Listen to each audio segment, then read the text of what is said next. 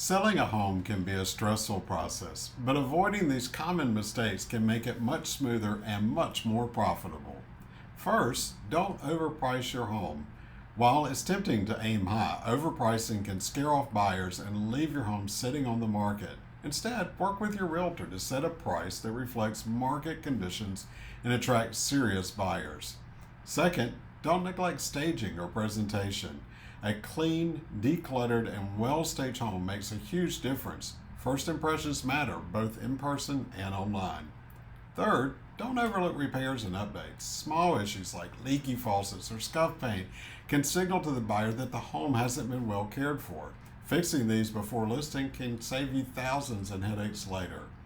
Lastly, don't go it alone. Selling a home is a complex process from marketing to negotiations to closing, and having an experienced realtor in your corner ensures you avoid costly mistakes and get the best possible outcome.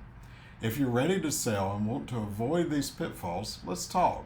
Together, we can create a strategy that gets results. Give me a call today at 919-740-0379. Make it a great day.